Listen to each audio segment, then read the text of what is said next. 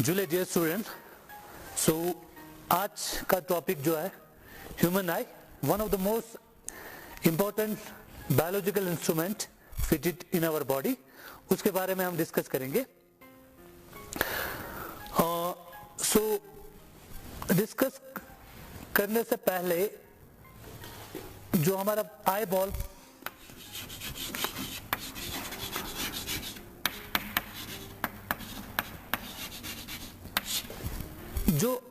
जो हमारा eye ball है उसका जो डायमीटर है that is 2.5 centimetre approximately in adult.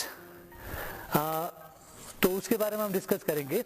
तो लाइट जब हमारे आईज पे पड़ती है तो this is the transparent part जहां से लाइट एंटर होगा, which is known as cornea.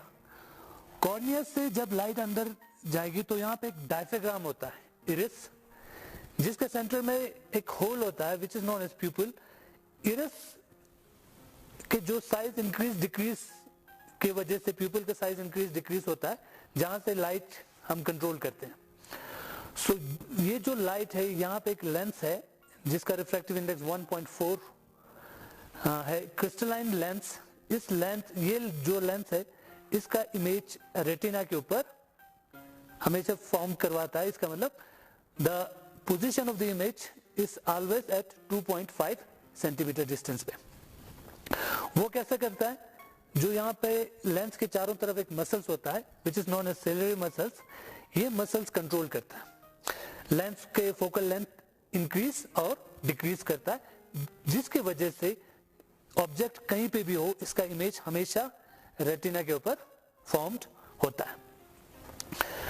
Retina यहाँ पे नर्व्स सेल्स बहुत ज्यादा है जो डिटेक्ट करता है लाइट। इसमें टू टाइप्स, रेटिना पे दो तरह के सेल्स होते हैं, one is rod shape and another one is cone shape.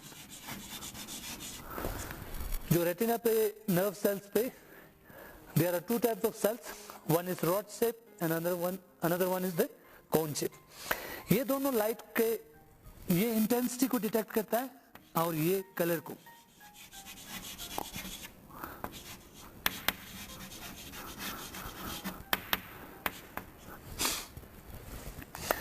Intensity brightness कम है ज्यादा है वो डिटेक्ट करता है rod type of cells, and cone type of cells detect करता है कलर, येलो ब्राइट, ब्राइटनेस ये डिटेक्ट करता है।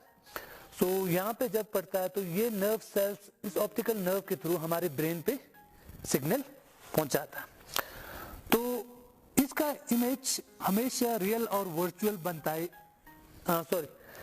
रियल एंड इन्वर्टेड इमेज बनता है रेटिना के ऊपर, जो जिसका सिग्नल इस ऑप्टिकल नर्व के थ्रू हमारे ब्रेन में पहुंच जाता है। इस आई के फंक्शन को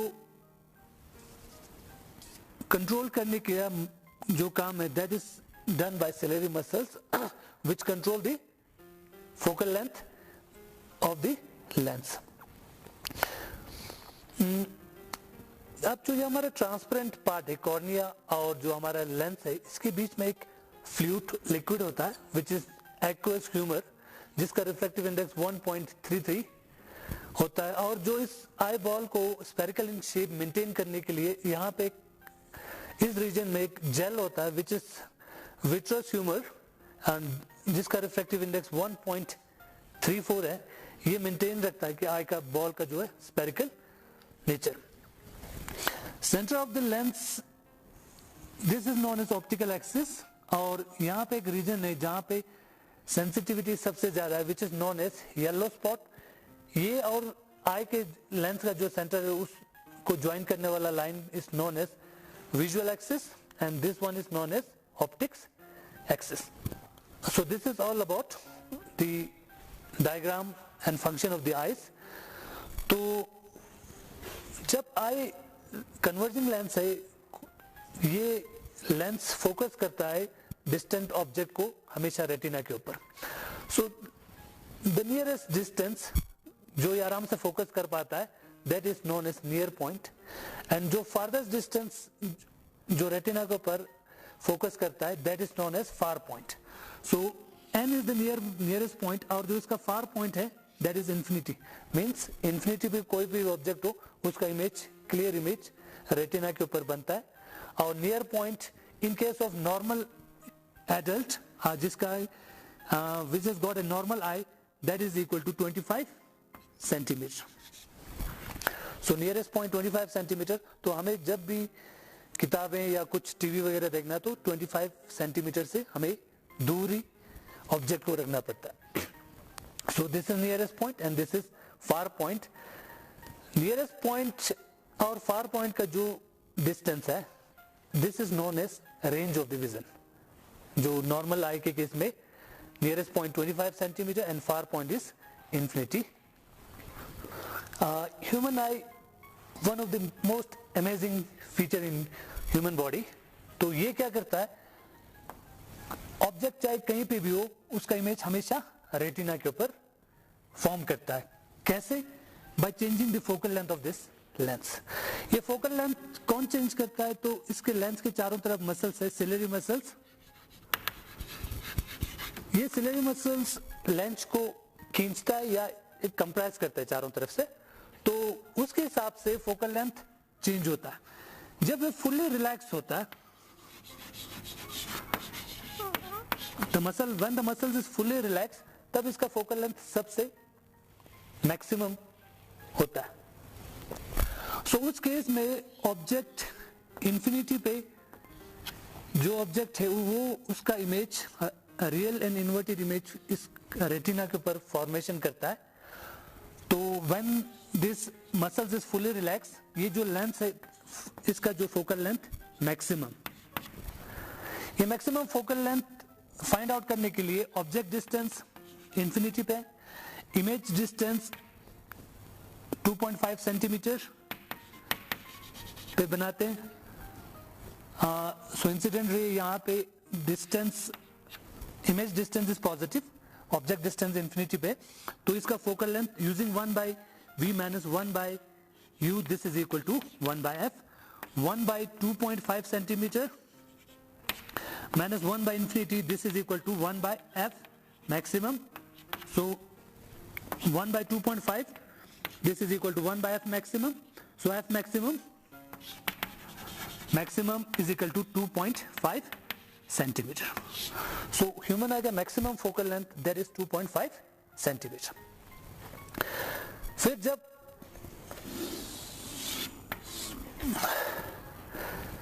सेलेरी मसल्स इसको कंप्रेस करता है तो इसका सेंटर वाला लेंस, सेंटर पोर्शन बल्ज होता है. व्हेन द फुल्ली स्ट्रेन,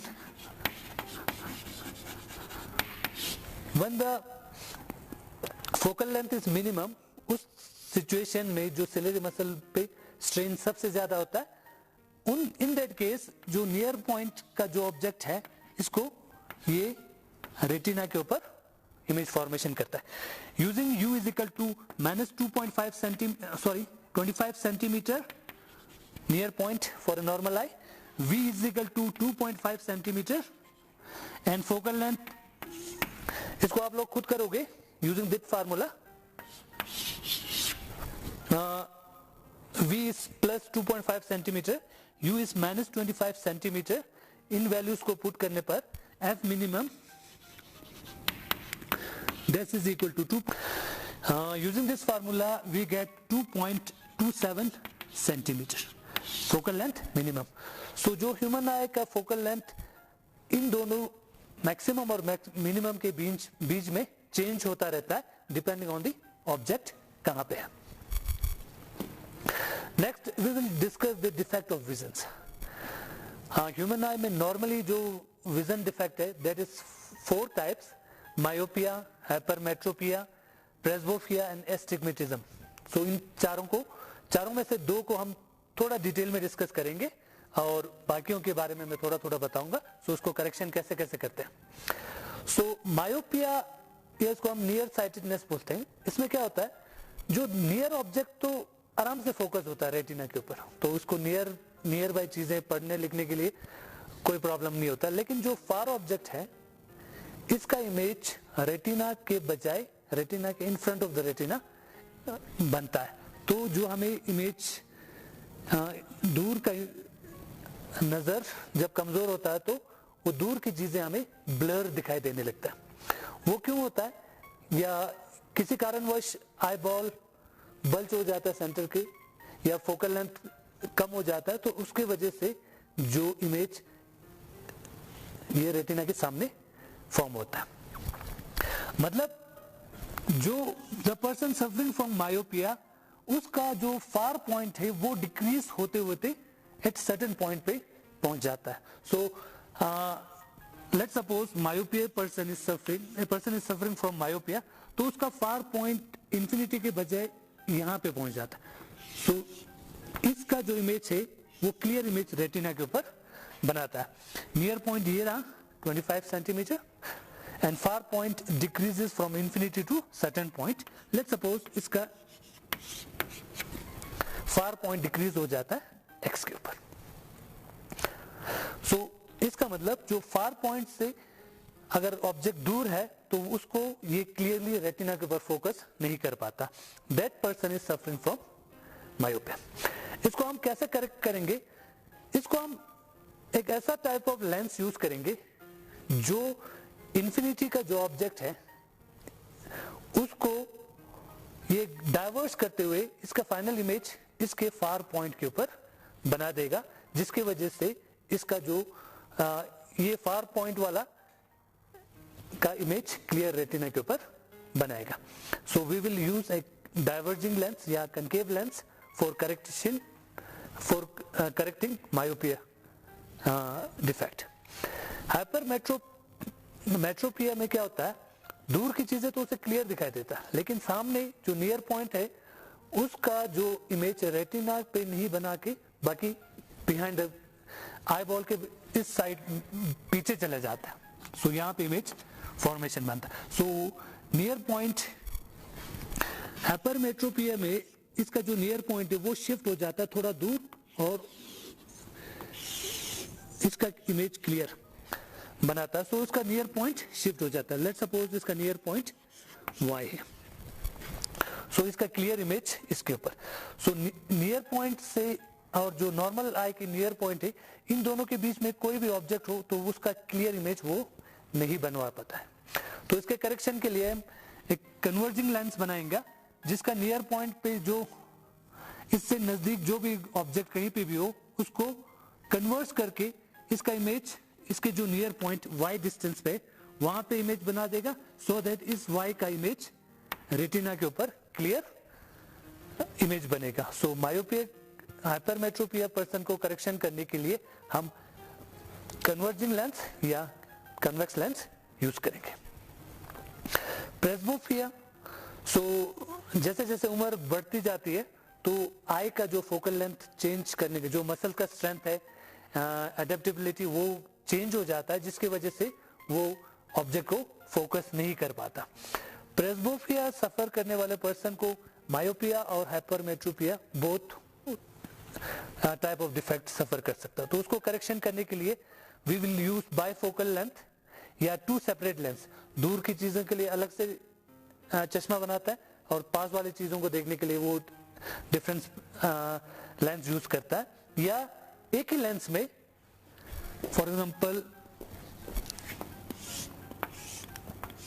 चश्मे में रीडिंग के लिए ये वाला लेंस यूज करता है और दूर की चीजें देखने के लिए ये वाला यूज करता है। सो ऐसे टाइप ऑफ लेंस को बोलते हैं bifocal lens, means two types of lens in one single glass.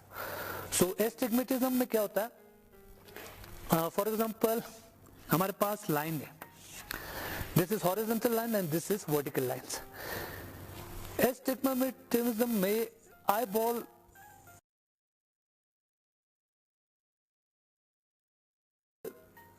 Spherical in shape नहीं रहता, जिसकी वजह से जो इमेज रेटिना पे, अब वो इमेज तो वही रेटिना के ऊपर बनाएगा, लेकिन position of the retina change होने की वजह से उसको हॉरिजॉन्टल लाइन तो क्लियर इंटेंसिटी के दिखाई देते हैं, लेकिन वर्टिकल जो लाइन है वो उसको क्लियर या ब्लर्ड या उसको बिल्कुल नहीं दिखाई देता है।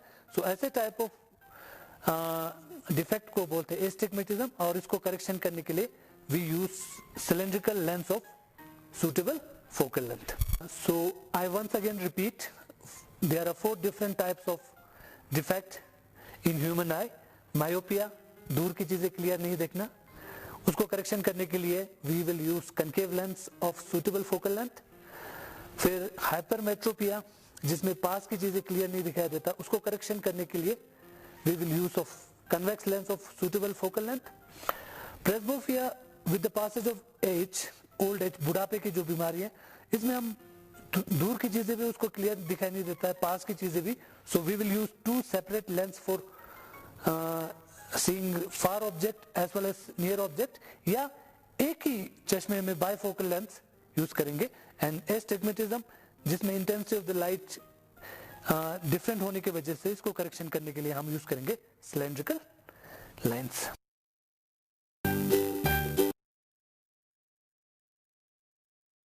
इन ह्यूमन बीइंग,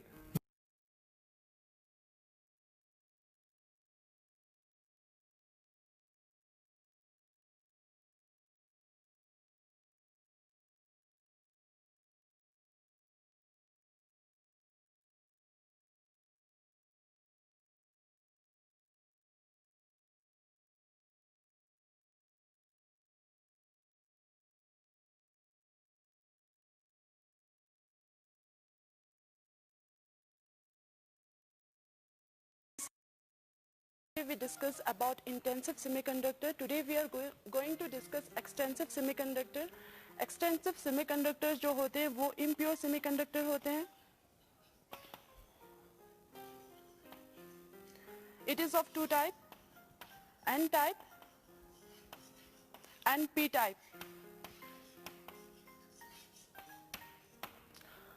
जब हम इंट्रेंसिव सेमीकंडक्टर में डॉपिंग करते हैं, doping means addition of impurity करते हैं ग्रुप 15 एलिमेंट को, जिनकी 5 वैलेंस इलेक्ट्रॉन होते हैं, तो एक फ्री इलेक्ट्रॉन रह जाते हैं, एक एक्स्ट्रा इलेक्ट्रॉन रह जाते हैं जो डीलोकलाइज होते हैं पूरे क्रिस्टल लैटिस में, जिसकी वजह से कंडक्टिविटी जो है वो इंक्रीज हो जाएंगे.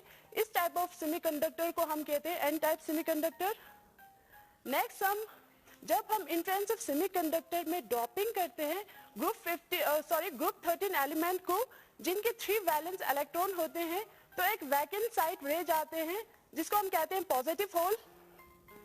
इस पॉजिटिव में होल में नेक्स्ट ये इलेक्ट्रॉन शिफ्ट हो जाएंगे, तो पॉजिटिव होल यहाँ पर क्रिएट हो जाएंगे. इस तरह ये जो इलेक्ट्रॉन शिफ्ट हो जाएंगे, जिसकी वजह से कंडक्टिविटी जो है वो इंक्रीज हो जाएंगे due to presence of hole. इसको हम कहते हैं पी टाइप सेमीकंडक्टर. ये हो गए हमारे सेमीकंडक्टर. नेक्स्ट हम करेंगे बैंड थ्योरी ऑफ सॉलिड. ये जो बैंड थ्योरी जो है वो डिफाइन करते हैं इंसुलेटर, कंडक्टर और सेमीकंडक्टर को बहुत अच्छी तरह डिफाइन करते हैं.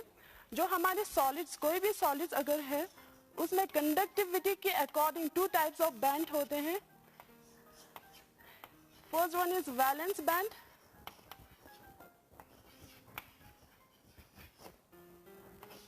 जिसको हम VBB लिखते हैं. Second one is conduction band.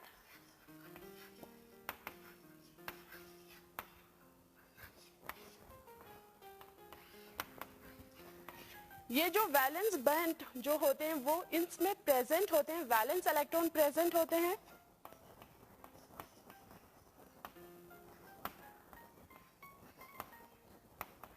Valence electron present होते हैं. ये जो वैलेंस बैंड जो होते हैं वो पार्शियली फिल्ड होते हैं.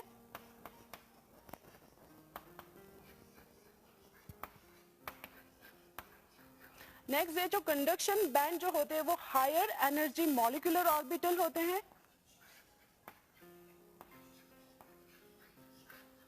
मॉलिक्यूलर ऑर्बिटल होते हैं, ये जो होते हैं वो एम्प्टी होते हैं. इन केस ऑफ कंडक्टर, मेटल के केस में ये जो valence band and conduction band जो होते हैं वो ओवरलैप होते हैं.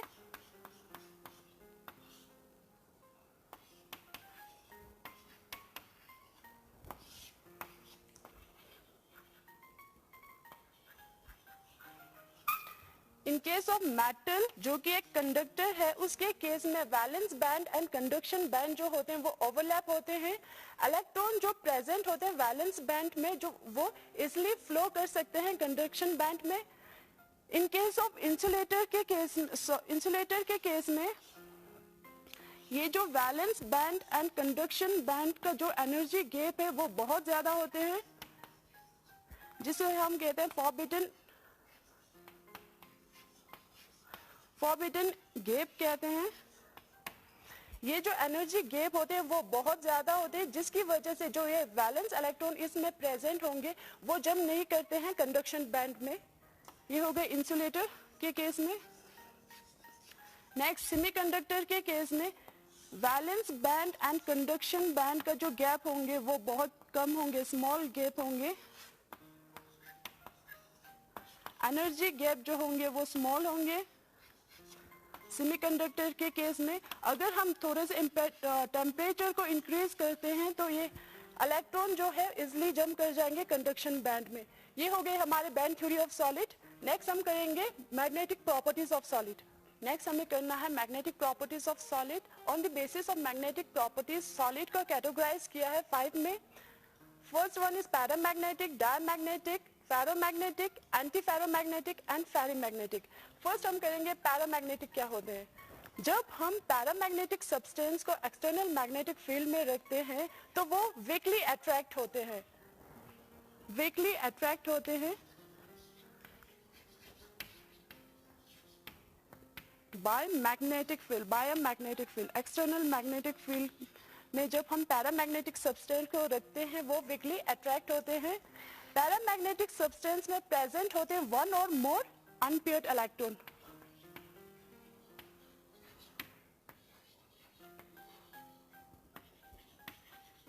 वन और मोर अनपेयर्ड इलेक्ट्रॉन प्रेजेंट होते हैं। जब हम पैरामैग्नेटिक सब्सटेंस को मैग्नेटिक फील्ड में रखते हैं, एक्सटर्नल मैग्नेटिक फील्ड में, तब ये मैग्नेटाइज हो जाते हैं in the direction of magnetic field.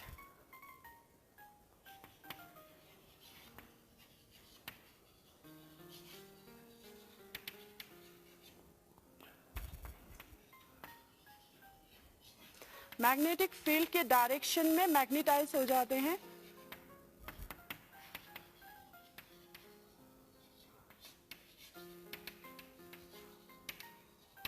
जब हम एक्सटर्नल मैग्नेटिक फील्ड को रिमूव करते हैं तो ये जो मैग्नेटिज्म है वो लॉस हो जाते हैं। They loss their magnetism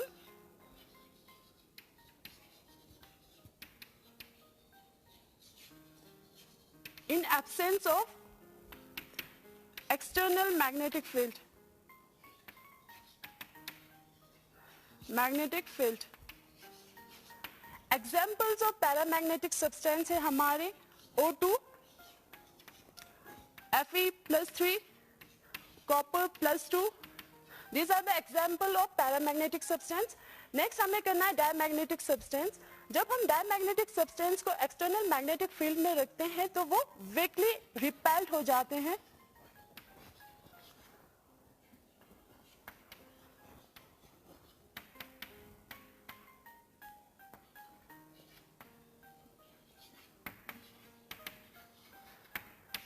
diamagnetic substance में पूरे इलेक्ट्रॉन जो होते हैं वो प्योर्ड होते हैं, प्योर्ड इलेक्ट्रॉन होते हैं, प्योर्ड इलेक्ट्रॉन प्रेजेंट होते हैं। एग्जाम्पल ऑफ डायमैग्नेटिक सब्सटेंस है हमारे water, H2O, NaCl। These are the example of diamagnetic substance. Next हमें करना है फेरोमैग्नेटिक सब्सटेंस। जब हम फेरोमैग्नेटिक सब्सटेंस को एक्सटर्नल मैग्नेटिक फील्ड में रखते हैं तो वो स्ट्रांगली अट्रैक्ट होते हैं, स्ट्रांगली अट्रैक्ट होते हैं by magnetic field. Solid state में, इन सॉलिड स्टेट में जो मेटल आयंस जो प्रेजेंट होते हैं फेरोमैग्नेटिक सब्सटेंस में, वो मेटल आयंस जो है वो ग्रुप्ड हो जाते हैं स्मॉल रीजन में, स्मॉल। ये जो मेटल आयंस जो है वो ग्रुप्ड हो जाते हैं स्मॉल रीजन में, जिसको हम कहते हैं डोमेन्स, डोमेन। ये जो डोमेन्स है वो एक्ट करते हैं टाइनी मैग्नेट की तरह वो एक्ट करते हैं। जब हम फेरोमैग्नेटिक सब्सटेंस को एक्सटर्नल मैग्नेटिक फील्ड में रखते हैं तो यहाँ पर क्या होते हैं, ये जो डोमेन्स होते हैं वो ओरिएंटेड होते हैं सारे एक ही डायरेक्शन में, जिसकी वजह से जो नेट मैग्नेटिक मूवमेंट जो होंगे इन केस ऑफ फेरोमैग्नेटिक सब्सटेंस के वो मैक्सिमम होंगे। अगर हम ये जो फेरोमैग्नेटिक सब्सटेंस है वो बिहेव करते हैं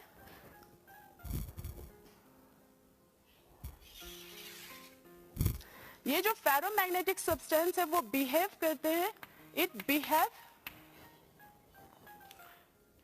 ये जो है बिहेव करेंगे इट्सेल्फ लाइक अ मैग्नेट,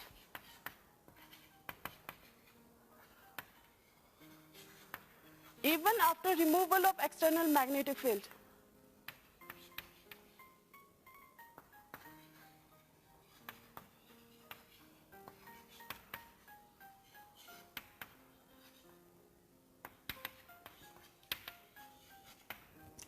ये जो फेरोमैग्नेटिक सब्सटेंस है वो एक्ट करते हैं मैग्नेट की तरह, जब हम एक्सटर्नल मैग्नेटिक फील्ड को रिमूव करें तब भी ये मैग्नेट की तरह एक्ट करते हैं। नेक्स्ट हमें करना है फेरोमैग्नेटिक, नेक्स्ट हमें करना है एंटी फेरोमैग्नेटिक। एंटी फेरोमैग्नेटिक क्या होते हैं? फेरोमैग्नेटिक की तरह इसमें भी डोमेन प्रेजेंट होते हैं। अगर हम एंटी फेरोमैग्नेटिक सब्सटेंस को एक्सटर्नल मैग्नेटिक फील्ड में रखते हैं तो ये जो डोमेन्स वो ओरिएंटेड हो जाते हैं अपोजिटली, इस तरह अपोजिटली अरेंज हो जाते हैं, जिसकी वजह से नेट मैग्नेटिक मूवमेंट जो होंगे वो जीरो हो जाएंगे। अगर हम एंटी फेरोमैग्नेटिक सब्सटेंस को एक्सटर्नल मैग्नेटिक फील्ड में रखते हैं तो ये स्ट्रांगली रिपेल कर जाएंगे, स्ट्रांगली रिपेल हो जाएंगे।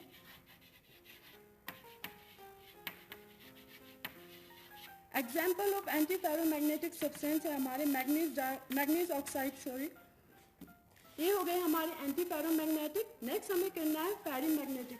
फेरीमैग्नेटिक सब्सटेंस में भी डोमेन्स प्रेजेंट होते हैं।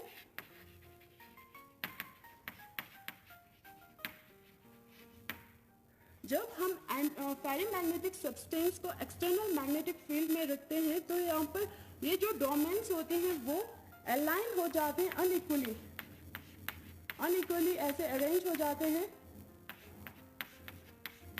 जिसकी वजह से नेट मैग्नेटिक मूवमेंट जो आएंगे वो not equals to zero, zero नहीं होंगे मगर थोड़े कम होंगे। ठीक है, इसमें जो होते हैं जब हम फेरीमैग्नेटिक सब्सटेंस को एक्सटर्नल मैग्नेटिक फील्ड में रखते हैं तो ये वीकली रिपेल हो जाते हैं।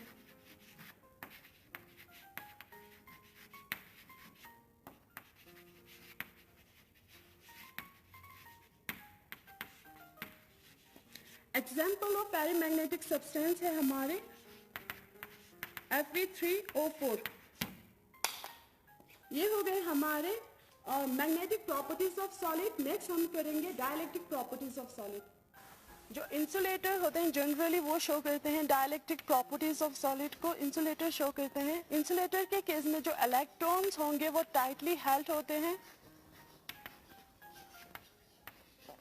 जब हम इंसुलेटर पर अप्लाई करते हैं, इलेक्ट्रिक फील्ड अप्लाइड करते हैं,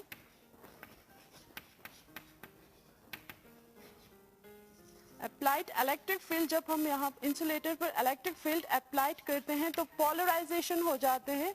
polarisation of nuclei,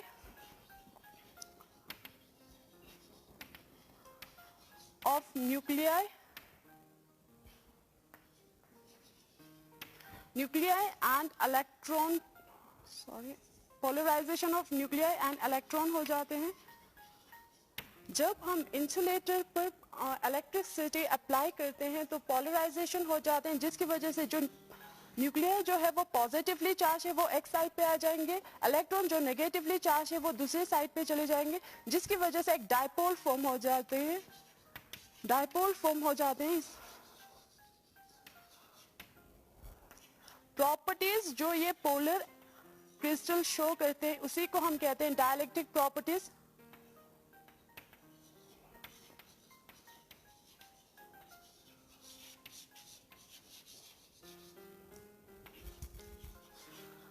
polar crystal को ही हम कहते हैं dielectric properties of solid.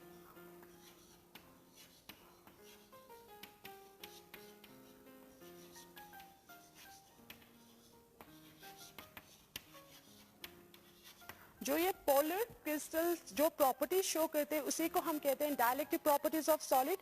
Next हमें करना है फर्स्ट डाइलेक्ट्रिक प्रॉपर्टीज जो कि है पीजो इलेक्ट्रिसिटी।